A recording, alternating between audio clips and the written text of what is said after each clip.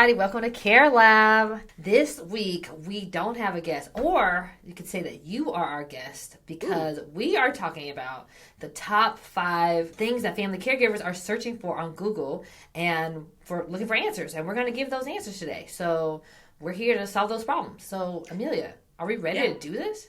We're totally ready to do this. I'm excited for this episode. I think we're going to have some fun and talk about some valuable stuff. And let's jump right in. Yeah? Okay. Yeah, let's do that. Okay, so the very first thing, the thing that's top in Google Trends that people are searching for is how do I find respite care? So how about let's start with you telling us what is even respite care? Okay, that's a great place to start.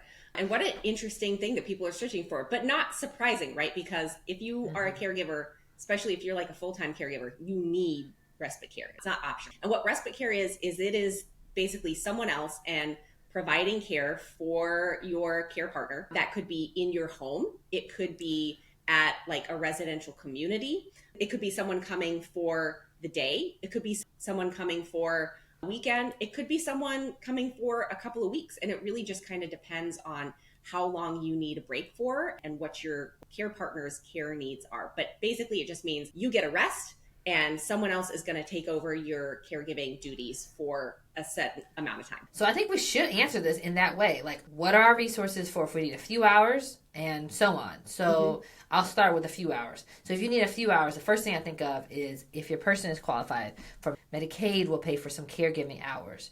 There are lots of things to consider with that. And if you need help with that, just reach out and let us know.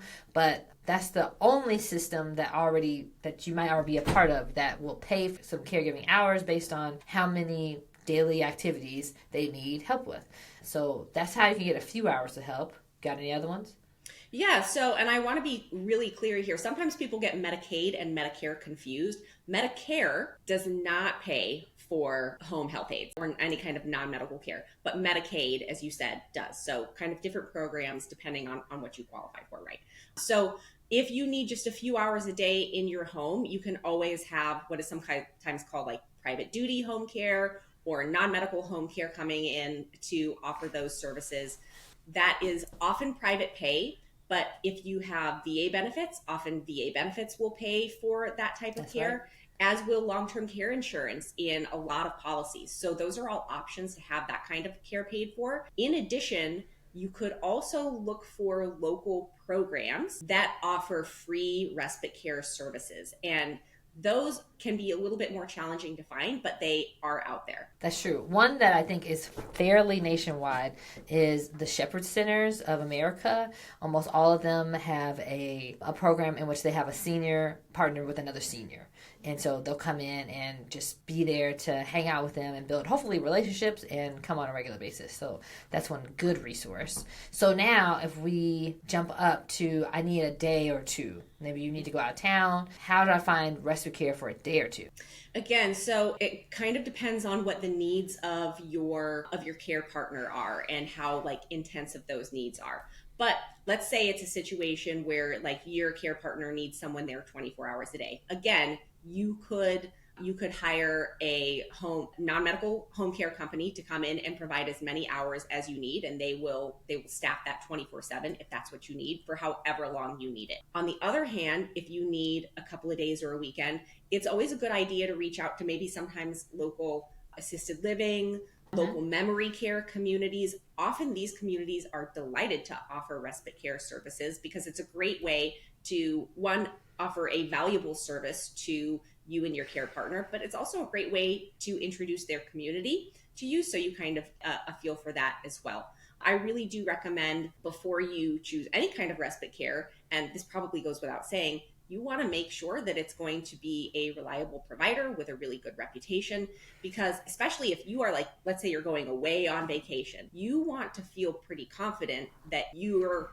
loved one, your care partner, is going to get really good care while you're away so that you can actually enjoy yourself and not, be worried about what's going on in the background. Yeah, I totally agree. Are there any other, do you think we gave them as many resources as possible for finding respite care? And we can go on to our second one? Well, the one thing that I would add to that is that respite care is something that you can find using LumaLink. So you can find a ton of different services through LumaLink. from respite care to home health. You can find physicians, you can find transportation, you can find AskSAMIE on LumaLink. So we have a ton of resources there. Right now, we're really optimized to help find resources in the Dallas-Fort Worth area and St. Louis. However, we're expanding pretty rapidly to help make it easier for caregivers everywhere to find vetted and reliable local resources, because we actually do that vetting process as part of the service at LumaLink. And so if you want to know where we currently are, you can just check out meetluma.us. And that's one of the ways to figure out where we are, so you know if we're an option to really. Okay, sorry. Sweet. Moving on. Yeah. Moving on. The topic number 2 that's highly searched is, how do I manage caregiver stress? So we talked about this in a couple of different episodes in a few different ways, but I think it's super important to bring up even just a few things, even just the importance of the importance of actually managing it, right?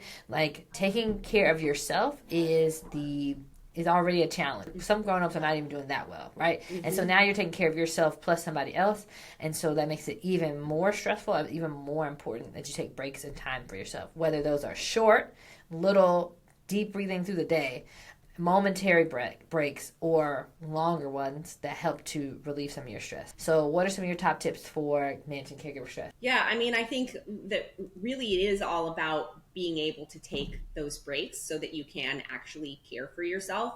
And so kind of to try and wrap this up, I think in a way that feels doable, there are kind of two sides of this, right? The ability to actually take those breaks. So obviously we just finished talking about respite care.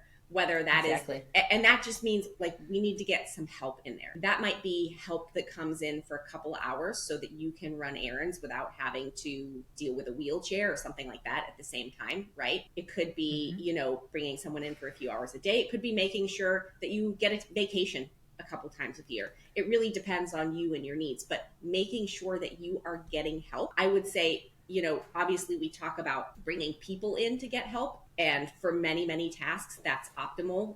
Having another person, whether it's a neighbor, a family member, a friend, someone that you're paying for the service, a volunteer. There are lots of ways to get that help.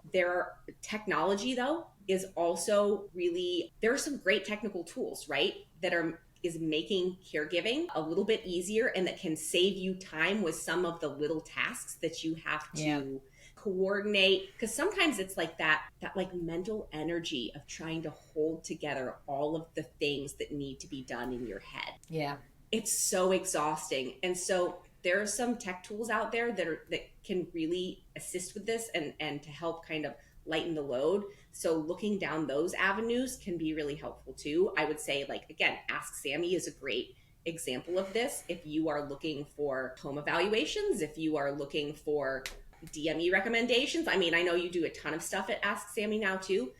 These are things that you can use tools like that to help walk yourself through faster so that you are not spending hours and hours trying to do all this research for yourself. That's just one example, obviously. And LumaLink is trying to help with stream like that too. I think, and then, so we talked about, we got to get some help. When you get help, you have to actually do the things that are going to make you feel better, which are eat right, get some exercise, get some sleep. I know it doesn't sound very fun. Sleeping is great, actually. But these are the things. It doesn't sound very, groundbreaking, because these are things we know we need to do. But they do actually work and help. Mm-hmm. I like to think about it I agree with all that you said, for sure. And I think it's easier for me to think about this in sections. So there should be something that you do every day for yourself, something every week for yourself, something every month, and something every quarter or every year. Because one, it's really helpful to have something to look forward to, because hope is really just having something to look forward to that you're working towards. And that does tons for the endorphins in our body. And so something that happens every day. I'm just going to throw out examples, right? Just of how simple this could be, but actually be important. I'm going to set a timer to go to bed at X time so I get my good sleep, but also I'm going to spend 30 minutes watching my favorite show before I go to bed, or whatever. Every week, maybe you do find somebody to help you sit with your person for a couple hours every Saturday morning so you can get your nails done. And every month, you make sure that you do a fun activity together and go out of the house and do something different than you normally do. And maybe every year you make sure you take a vacation. Like, those activities can be whatever brings you life and joy, but having them set on the calendar as a thing that you do is a way to not burn out. I love that you said that and you laid it out. Like, it's also about that intentionality. Having something to look forward to is so powerful. I'm so glad you said that. And being intentional about how you lay out, like, this is, oh, I'm excited about this. I'm excited about this. I'm excited about this. Because like that feeling of, like you said, hope and excitement, it makes your whole day better. Yep, it does. It does. And it can be as simple, and it doesn't have to cost money. You know, it can really be simple. So managing caregiver stress was number 2 on the list of things people are searching for. We gave you some ideas on that. And also you should go back into the Care Lab archives, because we have multiple episodes about how to do that dive a lot deeper. And with some really, really great guests on great that too. Guests, yes. Yeah. Talking about that, for sure. Number 3 is like how to find support groups, which I was actually kind of surprised that was number 3, because it's something that I recommend all the time for people to do. And I'm glad that people are searching for that. So tell us, what are some of your tips and tricks for finding good support groups, and why are support groups important? Yeah, and also support groups can be hard to find because sometimes they get set up and then they get discontinued. Yeah. And so it can be hard to find them. So great way to find support groups. You can find support groups through LumaLink. Again, you can check the website to see if we're in your area. It's meetluma.us. But other great ways to do that. Maybe there is a nonprofit organization near you that helps specifically with like type of diagnosis or challenge that you're facing. Maybe, for example, like the Alzheimer's Association, they have local branches all over the place. Yeah. They often run support groups. Or if they don't, or, again, that's like kind of a placeholder organization here. It's an example. But, if there's an organization that kind of helps to serve people who are in your similar situation, even if they don't have support groups, often they will know who does. Asking social workers, if you are in a situation where maybe you're in rehab, maybe you're in the hospital, you have access to a social worker somewhere, right? Okay. Yep. Asking that social worker where you might be able to find a support group. That can be really, really helpful. A lot of times support groups can be run through like hospitals and rehab centers. Mm-hmm. And then I think looking for support groups in like your local community senior centers or just local community centers too. Mm-hmm. So even if they don't have them there, oftentimes these places are a wealth of knowledge because people come there to connect. And who knows, maybe if you can't find one in your area, maybe there's actually a great place there where you can be the person who, says, let's go ahead and do this. Because if you need it, other people need it too. That's totally true. And I think those are all really good ideas. That's the first thing I usually think about is what's the diagnosis that you're dealing with and what organizations can help you find, what organizations are tied to that. So you already mentioned Alzheimer's Association has lots of groups. There's also like an online tool called Best Programs for Caregiving, and they have specifically for dementia care, online caregiver support groups. And so that's a great resource. You can connect to that on AskSAMIE, but it's also caregiver, bpc.caregiver.org. We'll put the link in the show notes. And so again, that's like diagnosis specific, and then you can find support that way. The other thing that's interesting is there's an organization called Adult Children of Aging Parents, and there's chapters all over the country. They're mostly on the East Coast, and they're moving west, including in Kansas City, and we're starting a chapter here with the purpose of bringing people together so it serves as a community and a support. But then what happens every chapter meeting is that we bring in an expert in a certain topic to talk about some information that either you might need right now as a caregiver or you might need in the future, but now you know the resource to go to. So that's a great resource. It's free to attend, and they're really intentional about doing it in person so that you can make good relationships with people in your community.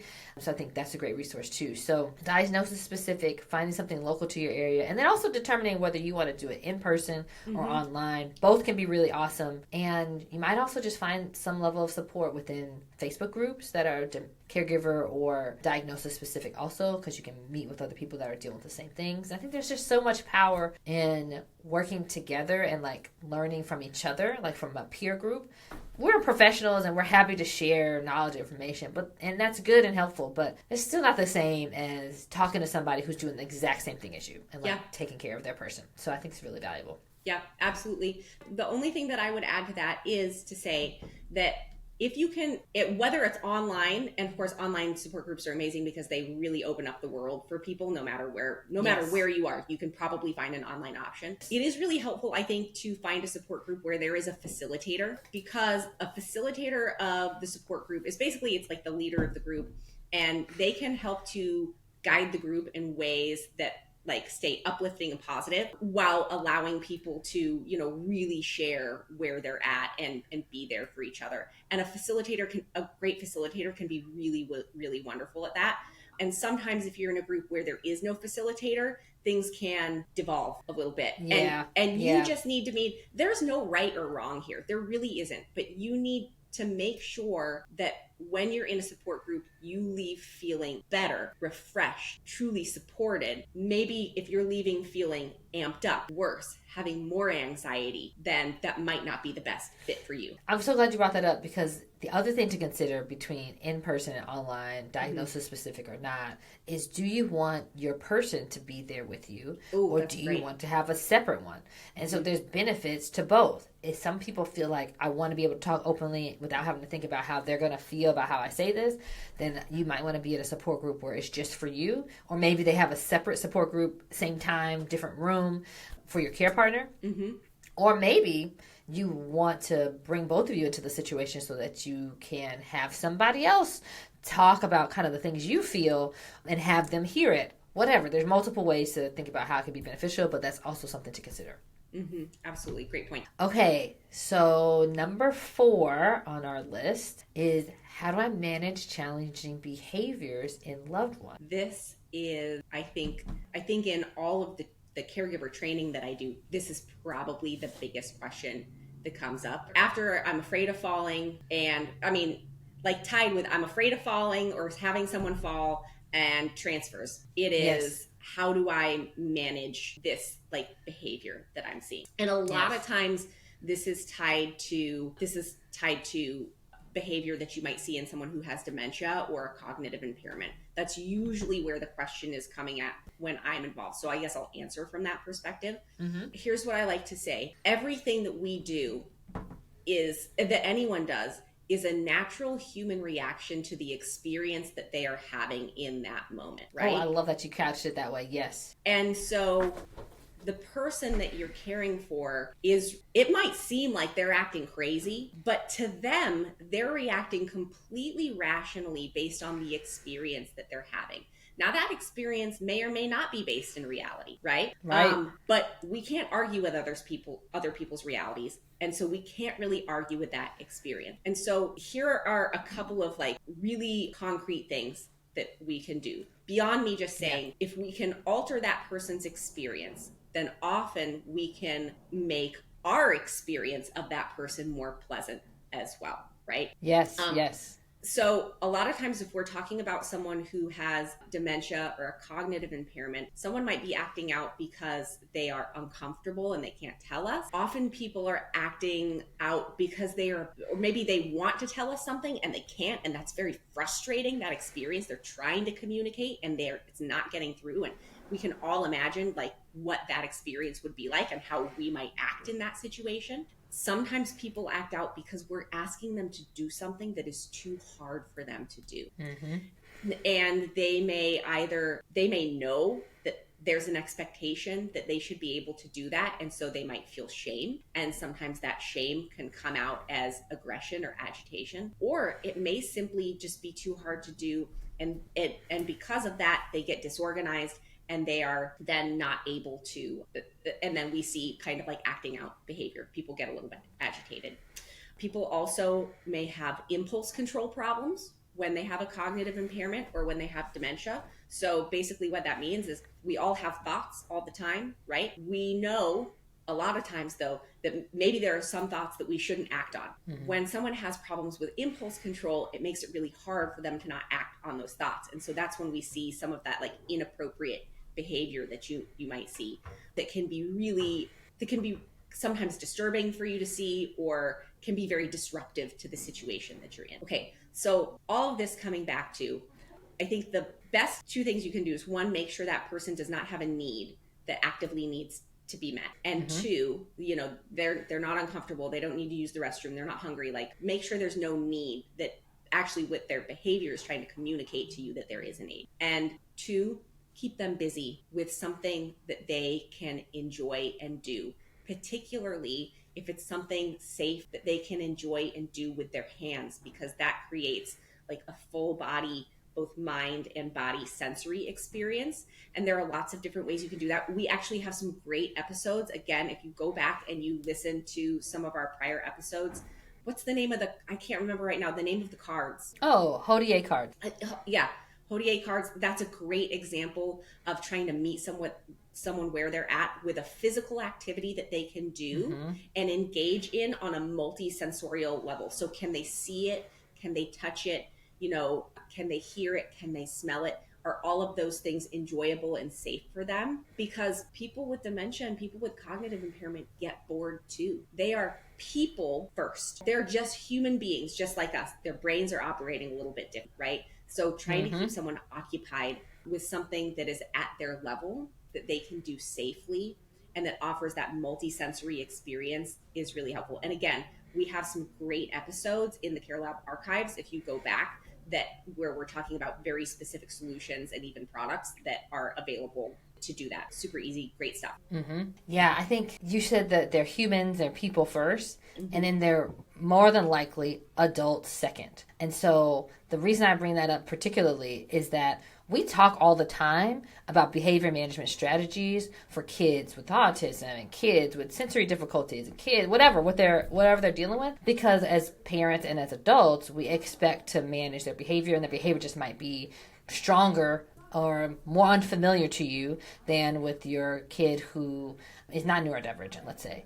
And so that conversation happens all the time, and I have a feeling that the searches are not about that, because there's lots of resources for that. And instead, and I also don't think people are so concerned as that they're a kid in the first place, which all kids are learning how to behave in our society and the rules that we have, right? And so you kind of expect that it might be a little harder than you wanted it to be, and it might not get as far as you want to be as fast, but it's still like kind of expected. But then when you have those similar behaviors in adults, then we have a lot of trouble. And I say that specifically because one of the biggest frustrations that adults with brain injuries have is that they're being treated like a kid. And they know, even if they're having similar problems, like they got a situation, a need that needs to be met. Like, I'm hungry, I'm tired.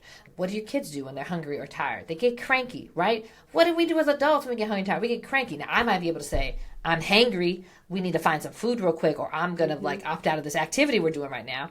I clearly told you what's going on. If you don't want to do that, then that's fine. Now I can go do my thing. I'm independent and I can do that. Well, what if I don't have words for that? What if I don't have the ability to get up and move and go do that? Then I'm just stewing in my anger, and that might come out in a variety of ways. Shut down, explosion, whatever, right? And so, but on top of that, they're also still an adult who recognizes that they did at one point have the ability and independence to take care of this situation on their own. And so I think it's really important to just make sure, no matter what the cognitive state of your person is, that you recognize that they're adult, if they're an adult, and treat them as such, and then moderate the environment around them, right? Because exactly what you said is that they're operating from their own reality, which might not be reality. It's not unlike a kid saying, I'm hungry 45,000 times, and you know that you're on your way to the restaurant, right? And as an adult, you're like, okay, I'm hungry, but I don't need to say it 50 times because I'm on the way to the restaurant. I know this is about to get solved. They don't know it's getting solved, or they don't feel like it's getting solved fast enough, and they're operating out of their reality. And then you do something different, like distract them with something else to do, right?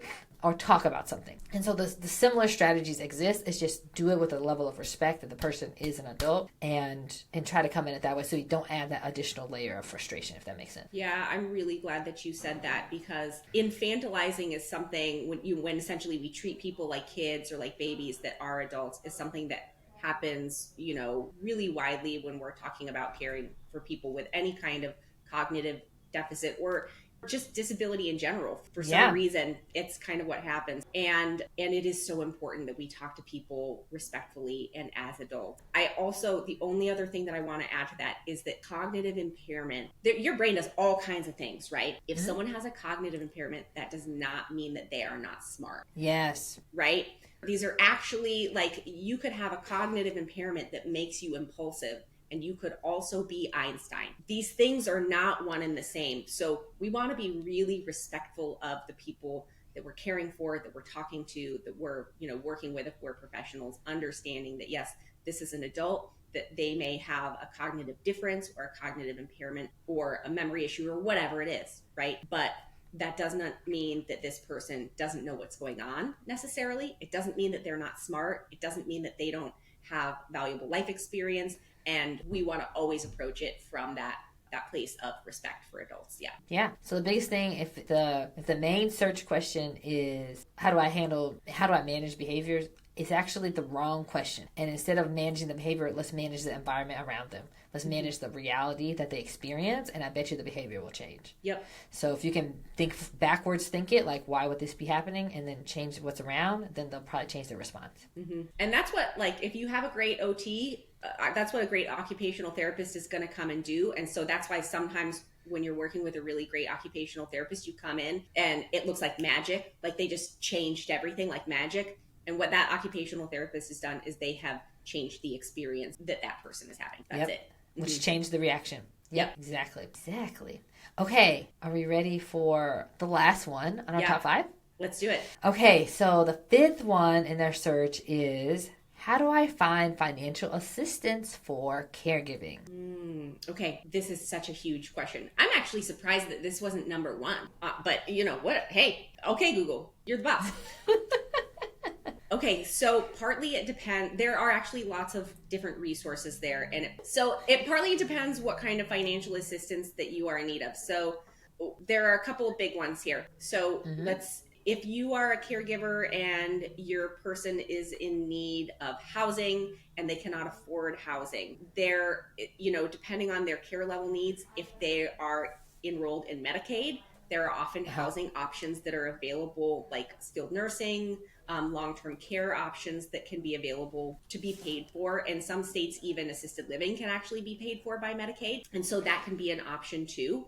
If you are not sure about that, then working with like an elder law attorney can be a helpful way to figure out how to access that type of option as well. There are also often really great local resources for things like bill pay assistance, short-term rental assistance. Some of them are just for, whoever is in the community, but some of them do cater specifically towards caregivers or older adults as well. And again, that's actually something that we search for and vet via LumaLink as well. So if people are having trouble paying bills or having just financial issues in general, there are lots of different resources that you can find through LumaLink that we've kind of searched up locally in the area for as well. Questions to ask. So is your person on Medicaid or are they Medicaid eligible? Are they getting any type of supplemental security income? Are they on Social Security disability income? Are there any free housing options? Are they veterans? Is there long-term care insurance in there? I know I'm listing a ton of things, but the fact is that this whole big financial picture there are a lot of different ways that you can possibly get assistance. And so it's important to sort of maybe start by, I think, asking the questions about what do I have right now? And then maybe what can I be eligible for? Totally. I think of financial management in these caregiving situations a lot like pain management. There's not one pill that does it. And so when you do pain management, yes, you might be on a pain pill. You might also, though, be stretching, doing ice, doing heat, using a lidocaine patch. The amalgamation of all those things help manage the pain. And so the similar thing happens for financial management in that there's not one stop shop here that's my person needs help and I'm going to find financial assistance here. Mm-hmm. It's you're going to need to piece it together from different organizations and different opportunities. So in addition to the ones that you've already said, I'd also look at if they are on a Medicare plan. If they're on a Medicare Advantage plan, sometimes there's some additional benefits within those Medicare Advantage plans that could save you on the cost of supplies or food, or maybe they'll reimburse you for the cost of food. All the plans are different. They change every year, even if you stay on the same plan. So it's really important that you check in with your plan or an insurance professional who can decide on those plans. See what's in them to know like what you can leverage. So that's one option to find some financial assistance. I'd also dig into your area agency on aging, because if you have an older adult that you're caring for, there's often some levels of supports there. Still, again, not one thing, but just like this organization does this, so use them. This organization does this, so use them for adaptive equipment. This one helps with medication. This one helps with transportation. And just try to cut your costs in every way possible and get as help from as many sources as possible, so whatever income you do have coming in can go to the things that you don't find a program to help you with.